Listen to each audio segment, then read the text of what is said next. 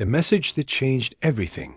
The red emergency lights bathed Deep Space Monitoring Station Omega-7 in an ominous glow as Communications Officer Sarah Chun rushed through the corridors toward the main communications array.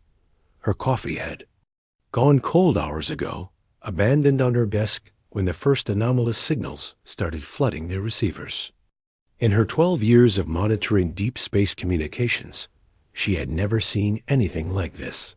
The station hung in the darkness between Mars and Jupiter, a silent sentinel watching for signals from the vast emptiness beyond human space.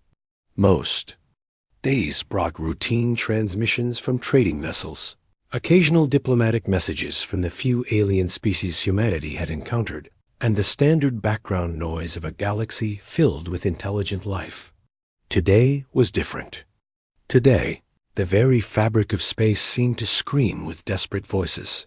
Sarah's hands flew across the control panels as she tried to isolate the source of the overwhelming signal cascade. The communications array was designed to handle thousands of simultaneous transmissions, but whatever was happening out there was pushing their systems beyond their limits. 3 primary receivers had already overloaded and shut down automatically to prevent permanent damage. Chun, what's the status on that signal analysis? Called out Director Marcus Webb from across the command center. Webb was a veteran of the Lunar Wars, a man who had seen humanity's first steps into interstellar conflict, but even his usually steady voice carried an edge of concern. Sir, I'm reading transmissions from over 40 different star systems, Sarah replied, her voice tight, with concentration, all broadcasting on emergency frequencies simultaneously. The signal strength suggests they're using every communication array in their systems to amplify the message. Webb moved to stand behind her workstation, studying the data streaming across her screens. 40 systems? That's more than half the known galactic civilization centers. What kind of emergency could affect that many worlds at once? Before Sarah could respond, the main communication array locked onto a clear signal. The voice that emerged from the speakers was unlike anything they had heard before. While humanity had established contact with several alien species over the past decade, this transmission carried something that transcended species barriers. Pure, overwhelming terror. Emergency Protocol 77 Alpha. This is Admiral Zephyr of the Galactic Federation Emergency Command, broadcasting from the remnants of the Third Fleet. The alien voice was artificially translated by their systems, but the underlying emotion needed no interpretation. We are broadcasting this message to every known civilization in the galaxy. This is not a diplomatic communication. This is a plea for survival. Sarah's blood ran cold as she activated the recording protocols and emergency notification systems. Within seconds, alerts would be flashing on screens in Earth's capital, Luna Command, and every human military installation in the solar system. The alien admiral continued, and with each word, the scope of the crisis became clearer. 18 days ago, long-range sensors detected massive energy signatures emerging from the void sector. We believe them to be natural phenomena, perhaps the birth of new stars or the collapse of old ones. We were catastrophically wrong. Director Webb had moved to his command chair, his fingers dancing across controls as he opened priority channels to Earth Command. This was clearly beyond the authority of a monitoring station to handle alone. The entities that emerged from the void are not natural. They are not technological. They are something far worse. We have designated them the Void Swoon, though that name fails to capture the true horror of what they represent. They are devourers, consuming not just planets or populations, but entire star systems. They do not leave debris. They do not leave survivors. They leave nothing but empty space where worlds and civilizations once thrived. Sarah found herself gripping the edge of her workstation as the full implications hit her. This was not a war or a natural disaster. This was extinction. On a galactic scale, In the past 18 days, 12 star systems have been completely consumed. The Altair Federation, 7 billion souls, gone in 16 hours. The crystal cities of Vega Prime, wiped from existence as if they never were. The ancient libraries of Kepler 442, containing the accumulated knowledge of 10,000 years of civilization, devoured along with the 3 worlds that housed them. The recording continued with a detailed list of the consumed systems, each name representing billions of lives and thousands of years of history reduced to nothing. Sarah realized she was witnessing the documentation of the largest mass extinction event in galactic history. Our combined fleets engaged the Void Swarm 3 times. The first battle of Kepler Prime involved over 8,000 vessels from 15 different Federation members. The battle lasted 4 hours. We lost 93% of our forces and failed to destroy even a single enemy entity. The second battle of Rigel involved our reserve fleets and experimental weapons. We fielded 12,000 ships and our newest dreadnoughts. The battle lasted 2 hours. We lost 97% of our forces. Webb had established contact with Earth Command, and Sarah could hear him briefing President Rodriguez's emergency staff in hushed, urgent tones. The implications were staggering. If the galaxy's combined military forces could not stop this threat, what hope did any individual world have? The third battle took place 6 days ago at the outer perimeter of the core worlds. We threw everything we had at them. 25,000 ships, our most advanced weapons, and the combined might of every military force in the Federation. The battle lasted 37 minutes. The alien admiral's voice broke slightly. I am the only surviving fleet commander. My ship, the Harmony's Light, is one of perhaps 50 vessels that escaped the massacre. 25,000 ships, reduced to 50 survivors in less than an hour. Sarah's hands were shaking as she continued recording the transmission. This was not just a call for help. This was a goodbye message from a dying galaxy. The Void Swarm learns from each encounter. They adapt their tactics, evolve their defenses, and grow stronger with every system they consume.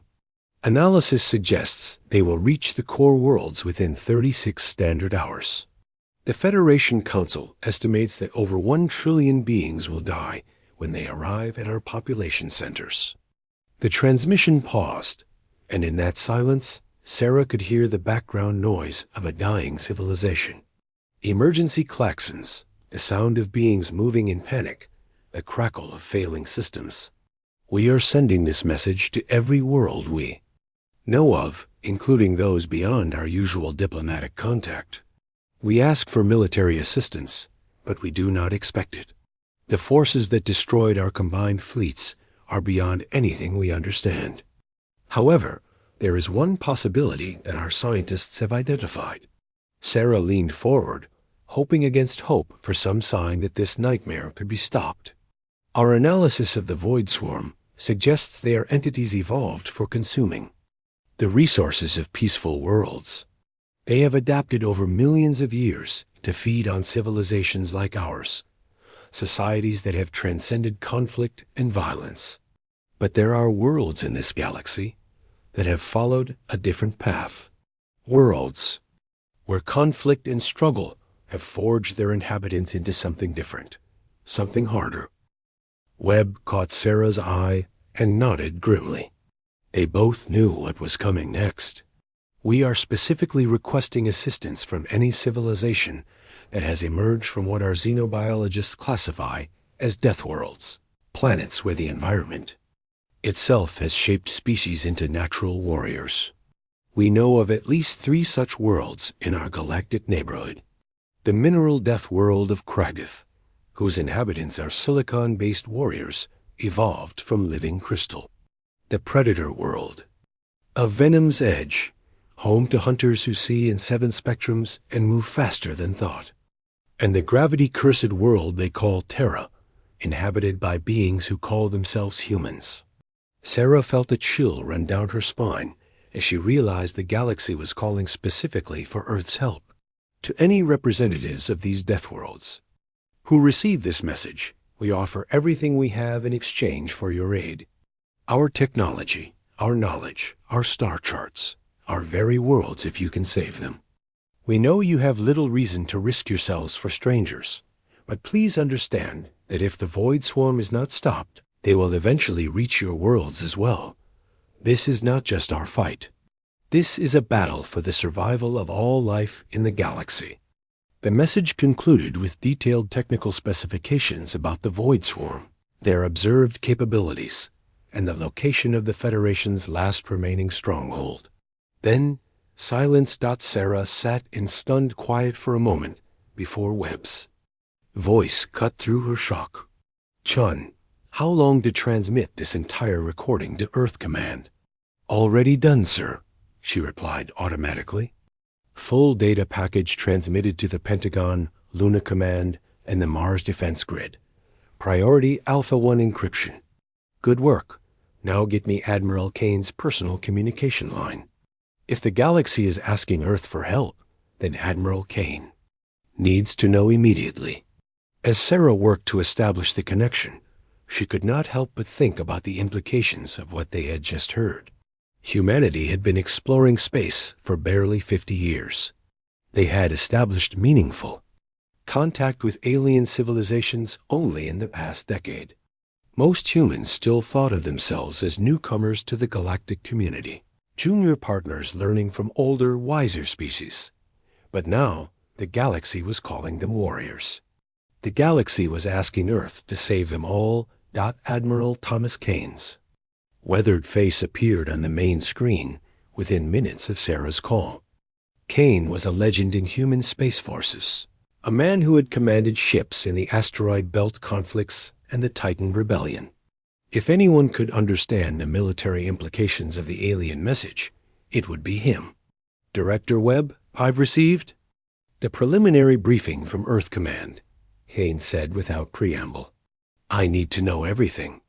Every detail about this void swarm, every specification they provided, and every word of their tactical analysis.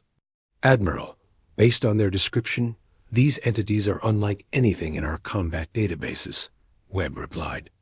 "They seem to exist partially outside normal spacetime. They learn and adapt from every encounter. And they've destroyed forces that significantly outnumber anything humanity has ever assembled." Kane studied the technical data streaming across his screen for several minutes before responding. "Director, I've been fighting in space for 30 years. I've seen human tactics defeat superior numbers and advanced technology before. The key question is whether these aliens were fighting the right kind of war." "What do you mean, Admiral?" "The Federation species sound like they've been peaceful for centuries, maybe millennia. Their ships are probably designed for exploration and trade, not combat. Their tactics are likely based on minimizing casualties and negotiating truces. Their weapons are probably designed to disable rather than destroy." Kane's expression grew grimmer. They were fighting the kind of war their peaceful society could accept. "But sometimes, Director, peace is not an option."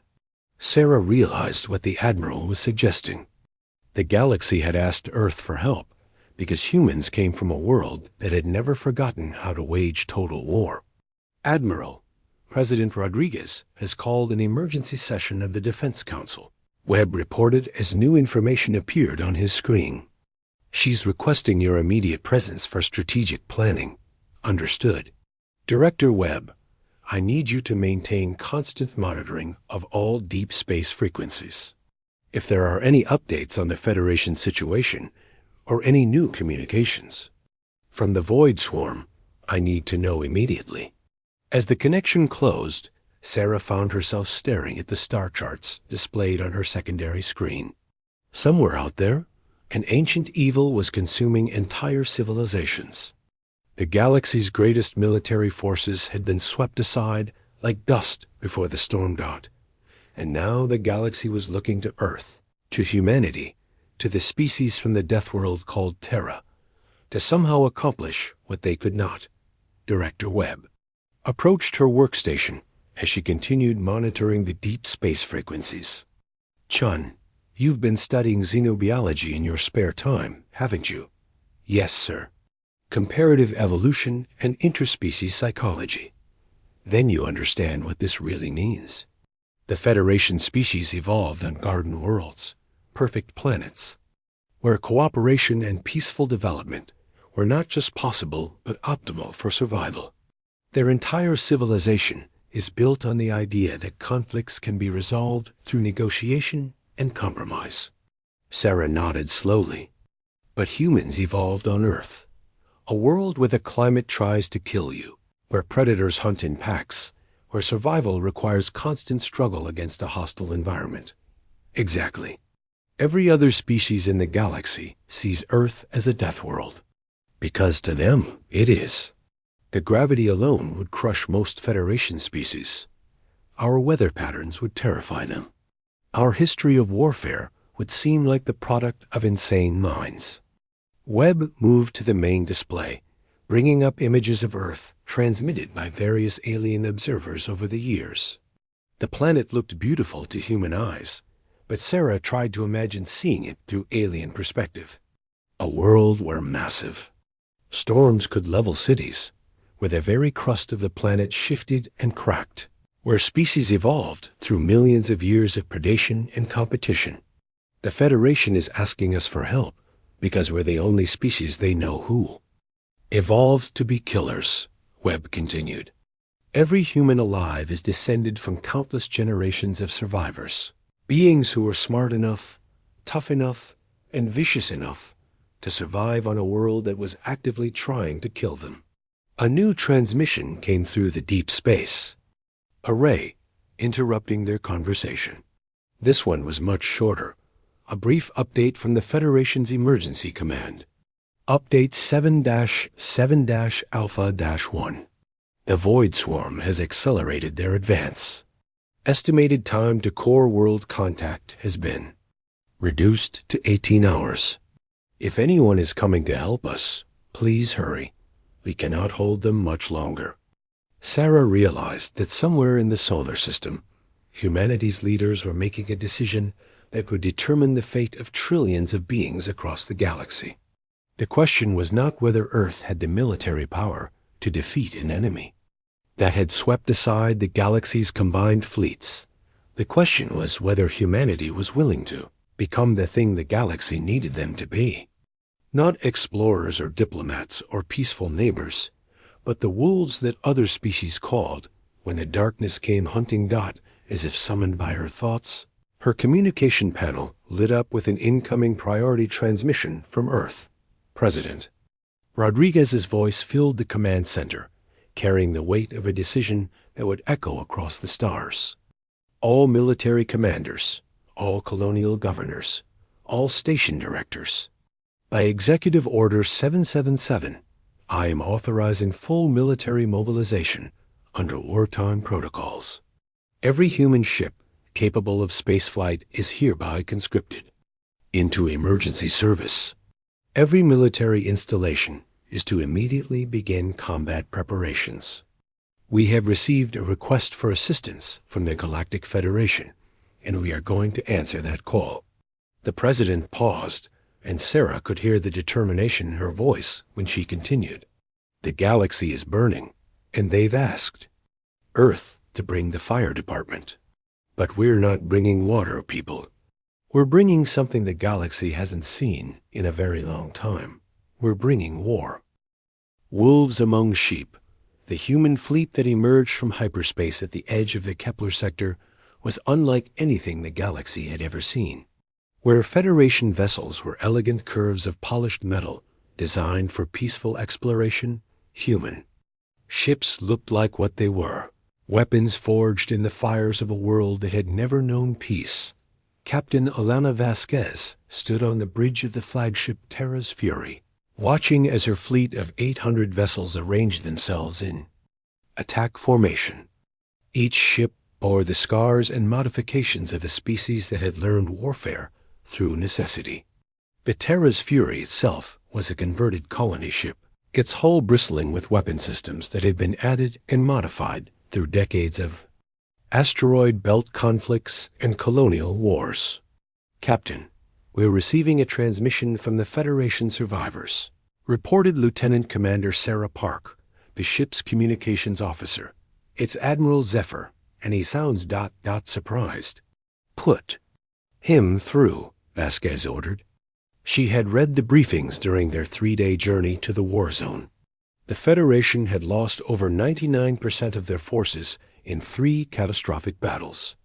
Admiral Zephyr was reportedly the highest-ranking survivor, commanding a handful of crippled vessels hiding in the outer asteroid belt.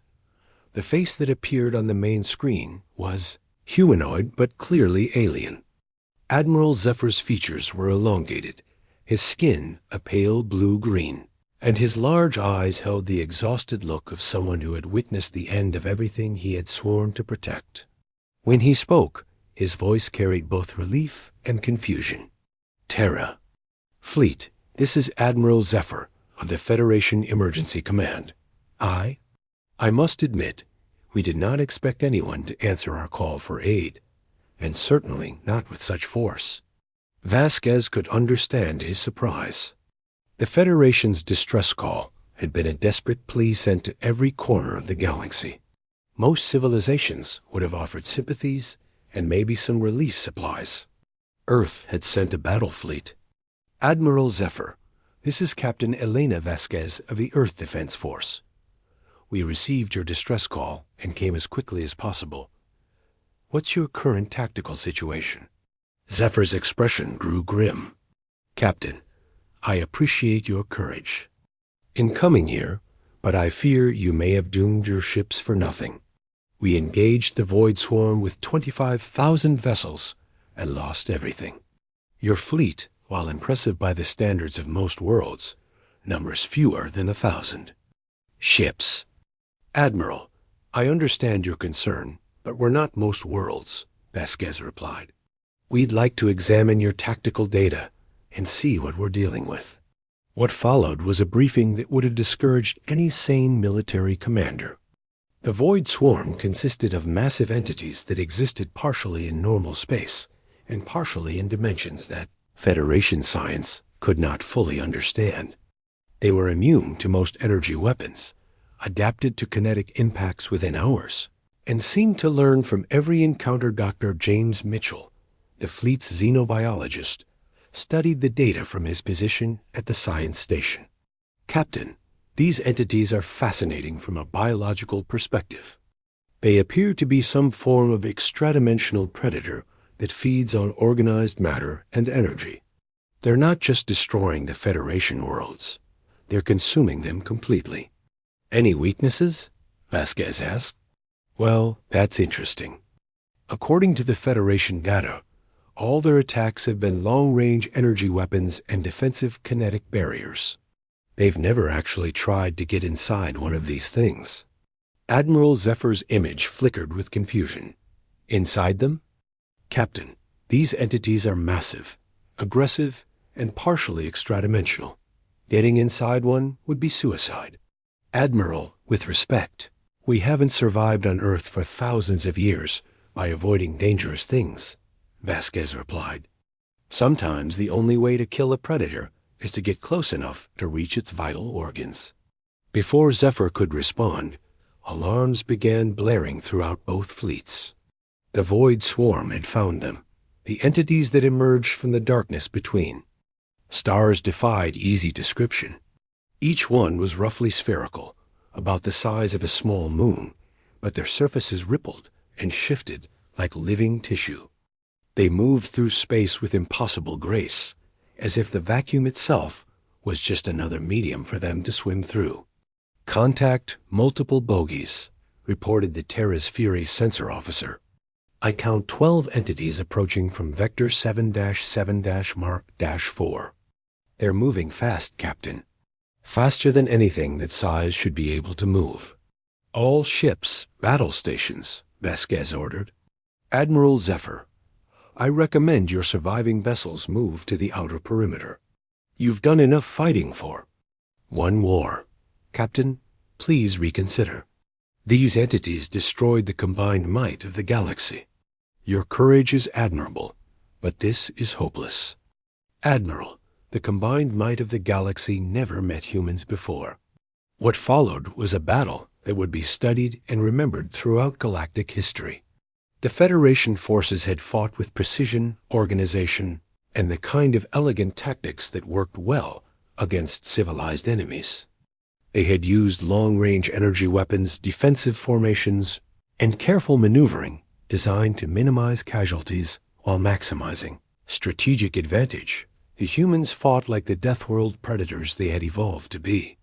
All fighters. Launch now, Vasquez ordered. Remember, these things adapt to external attacks, so we're going inside. Echo Squadron, you're with me on the largest target. Bravo and Charlie squadrons, pick your targets and get as deep as you can. Pilot Jack. Morrison, Calcine, Ghost, led Echo Squadron in a diving attack directly at the largest Void Swarm entity.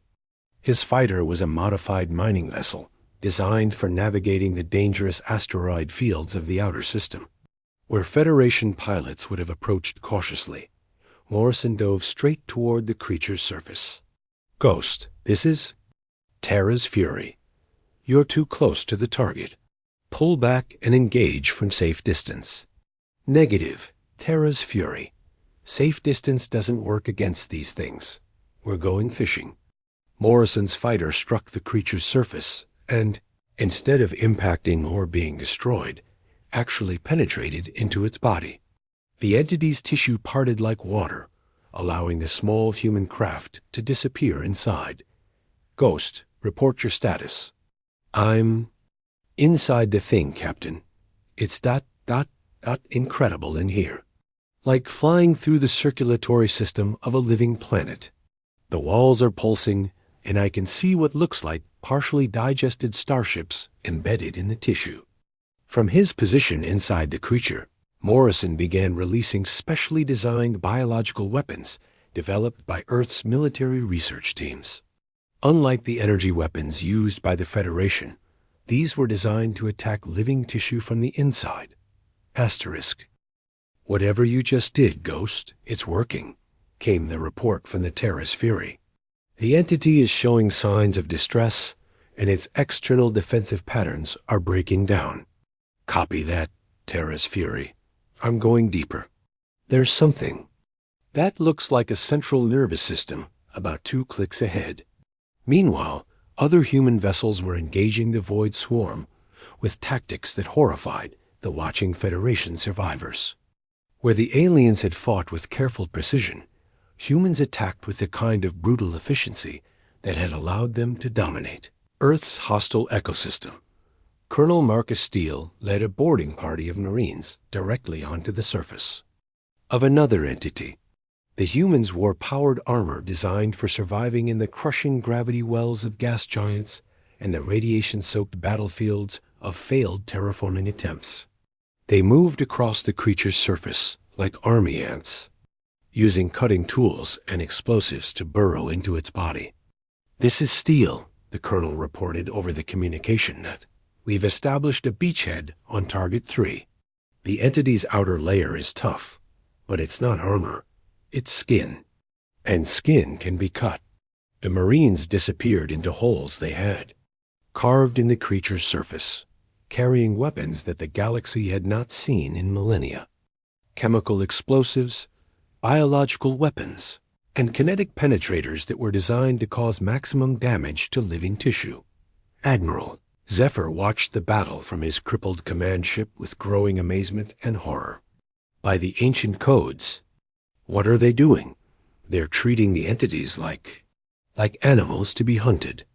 Dr. Mitchell, monitoring the battle from the Terra's Fury, understood exactly what they were doing. Admiral, these creatures are predators. They've evolved to hunt civilizations that fight from a distance with clean, efficient weapons. They've never encountered prey that fights back the way humans do. But the casualties? Surely they're losing. Massive numbers of ships and personnel with these tactics. Actually, Admiral, we're not. Our casualties are running about 15%, which is well within acceptable parameters for this type of engagement. 15% casualties was indeed acceptable by human military standards. The Federation had considered 20% casualties to be a catastrophic defeat, which explained why they had been so thoroughly overwhelmed by an enemy that required close-range combat to defeat. The battle reached its climax when Ghost Morrison's fighter reached what appeared to be the central nervous system of the largest entity. The biological weapons he had been deploying throughout his penetration of the creature finally reached critical mass. Terra's fury. This is Ghost. I think I found the kill switch. The entity convulsed, its external surface rippling with patterns of light that suggested agony. Then, impossibly, it began to collapse inward on itself. The other entities in the swarm immediately turned toward their dying companion, apparently trying to understand what had happened to it. All ships, press the attack while they're distracted, Vasquez ordered. Whatever Ghost did, it worked. Let's make sure the rest of them get the same treatment. The human fleet converged on the remaining entities with coordinated precision. Marines boarded their surfaces, fighters penetrated their bodies, and the larger ships provided covering fire to protect the boarding parties. It was a type of warfare that the galaxy had not seen since the pre-space age, when wars were fought by beings who understood that sometimes victory required being willing to get close enough to your enemy to look them in the eyes. One by one, the Void Swarm entities succumbed to the same fate that had destroyed their companion. Attacked from within by weapons designed to kill living tissue, overwhelmed by enemies who treated them not as unstoppable cosmic forces, but as large, dangerous animals that needed to be hunted. When the battle ended, 11 of the 12 entities had been destroyed. The 12th had fled back into the darkness between stars, apparently carrying the news that there were new predators in the galaxy. Admiral Zephyr's voice was filled with wonder and not a little fear when he finally spoke. Captain Vasquez, I do not understand how you accomplished this. The combined might of the galaxy could not harm these creatures. Admiral, the combined might of the galaxy never tried to get inside them, Vasquez replied. You fought them like they were enemy starships. We fought them like they were what they actually are, dangerous animals that needed to be put down. But the risks you took, the casualties you were willing to accept. By our standards, your tactics were almost suicidal. By our standards, Admiral, they were just another day ending in Y. Vasquez smiled grimly. You have to understand, we come from a world where everything is trying to kill you. Our ancestors survived by being tougher, smarter, and more vicious than everything else on the planet. These Void Swarm entities are impressive, but they're not worse than what we deal with at home.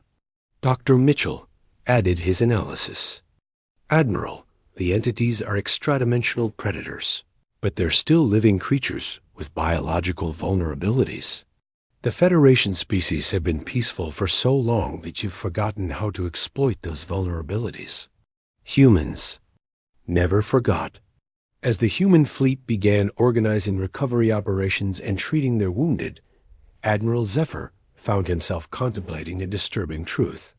The galaxy had been saved, but it had been saved by beings who were potentially more dangerous than the threat they had defeated. Captain Vasquez, on behalf of the Galactic Federation, I thank you for your assistance. The galaxy owes humanity a debt that can never be repaid. We don't need repayment, Admiral. We just need to make sure this doesn't happen again. What do? You mean? Vasquez gestured toward the debris field where the Void Swarm entities had been destroyed. These things have been out there for millions of years, waiting for the right conditions to emerge and feed. The galaxy has been peaceful for so long that when they finally came, nobody knew how to fight them. That can't happen again. Admiral Zephyr realized what the human was suggesting. You're talking about preparing the galaxy for war. I'm talking about teaching the galaxy how to survive. The universe is a dangerous place, Admiral. It's full of things that want to kill you, eat you, or worse.